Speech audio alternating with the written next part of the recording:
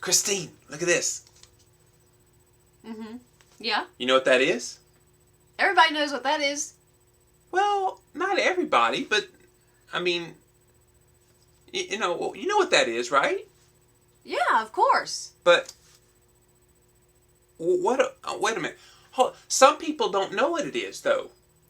Everybody knows. But it kind of goes back and forth. You know, some people define it this way, other people define it that way, and how do you know what this is?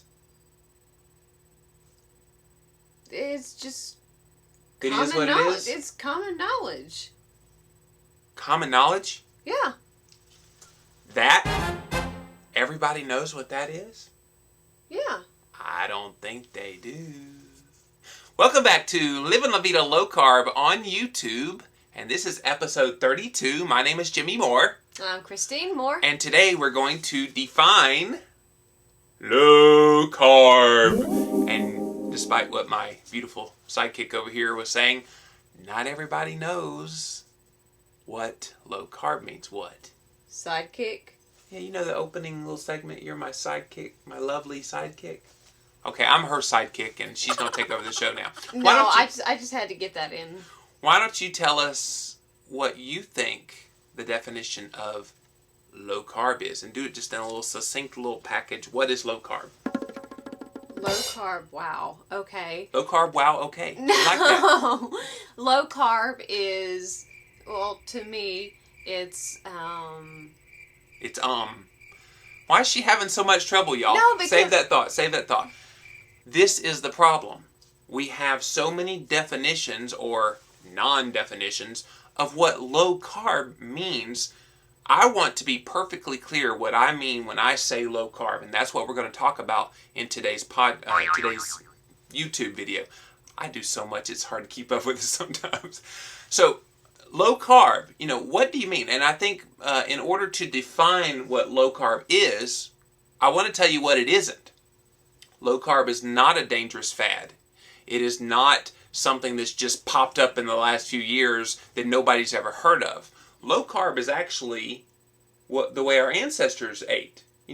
Thousands, tens of thousands of years. I mean, the very first original people groups on this world, they ate low carb, very high fat, low carb diet. Yep. And that's the way we were built.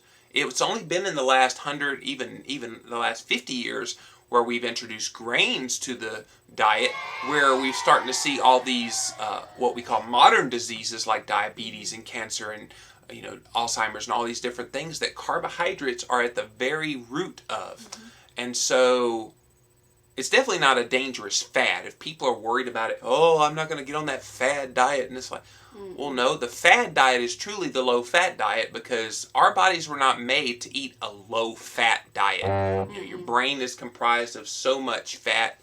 The body needs fat. The body needs cholesterol, fat, all the things that we've been told are bad for us, it needs for good health. Talking about, needing fat, when you were on your low-fat diet and I was eating like that with you, I was grouchy. Oh, we were both grouchy. Man. We were both grouchy. But getting back to defining low carb. So a low carb diet, yes, there are variations of it. There are some people who eat a little lower fat diet. I hate to call it a low fat, low carb because that's probably about the worst diet you could possibly do, eating a low fat, low carb diet. Basically all you're eating is protein. You're starving yourself when you do that. You have to eat, when you reduce carbs in your diet, you have to replace those carbs with something, and what you replace it with is dietary fat, and yes, even saturated fat. And that's healthy for you. It becomes your fuel in the absence of carbs. So when we talk about a low-carb diet, we're talking about decreasing the carbohydrate, and we're not talking about just simple carbs either. Mm-hmm. Complex carbs can be an issue for a lot of people when you're really carb sensitive. Even whole grains, yes, those beloved whole grains that the low-fat diet people love to throw out there all the time. My dietitian you don't need whole grains. Wanted me to eat. She did, to lower your triglycerides. Yep. And let me just say, it's okay to have nice fiber-rich foods, but I think what happens when you start looking at whole grain, you look at it as a marketing thing, and a lot of the packaging, it's like everything that has low-fat or fat-free. It's like you look at a package of marshmallows and it says, naturally fat-free, and I'm like, is that supposed to mean something? It doesn't mean that it's healthy. So the same goes with, anything that says whole grain on it.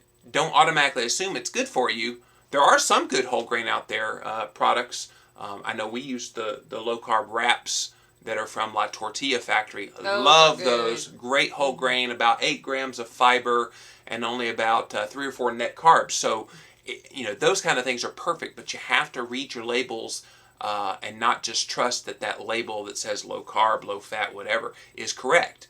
And so that's kind of one of the reasons I wanted to do this video today, is because you see out there all the time low carb. I mean, it's on all kinds of things, but what does it mean? And something else really quick that it's not zero carbs. Yeah, it's not no carb, although there are people who choose to eat a no carb diet, and that's certainly up to them. For people that are especially insulin resistant and have metabolic syndrome, that could be what works for them. Right. And I'm not going to fault anybody that wants to eat that way.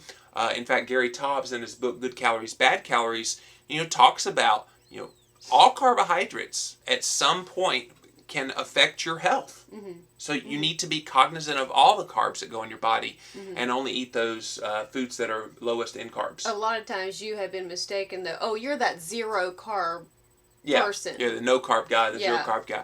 Yeah, I mean, and that's another reason I wanted to define low carb today, is because it's so misconceptualized. But it's definitely not a dangerous fad. It's not here today, gone tomorrow. Living La Vida Low Carb is here to stay, baby, as long as Jimmy Moore's got breath to breathe. And the thing is, you eat healthy vegetables. You eat the non-starchy vegetables, as we previously recorded in a video. You eat the low glycemic fruits, like the melons and the berries. I mean, it is a delicious way to eat. And the thing about it is, once you start eating this way, you don't want to eat any other way, because you realize this truly is a healthy, perfect way to eat. Is it perfect for everyone? No. There are certain people that will have issues with it, but the vast majority of people, I mean, you got to stop drinking the sodas. You got to get off the sweets. You got to stop stuffing your mouth with baked potatoes. And I mean, let's just say, you don't need it. You don't need it. And so the take-home message with me defining low carb for you today is, it is healthy. It is a way that you should eat. It's based on solid science and experience of lots of people that do it. I mean, if it was so dangerous and so bad, why don't we hear the news reports about low carb diet kills millions? We don't see it. It just doesn't happen.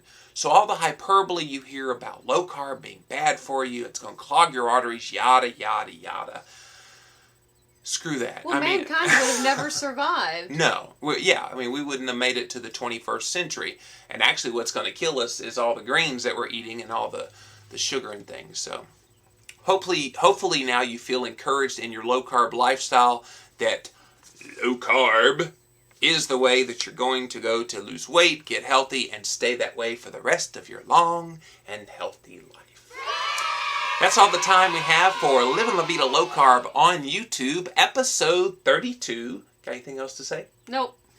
Well, we appreciate you watching us today, and we'll see you next time for another video. Mm-hmm. Oh, you're getting your groove on. I like it. Okay, that's enough. That's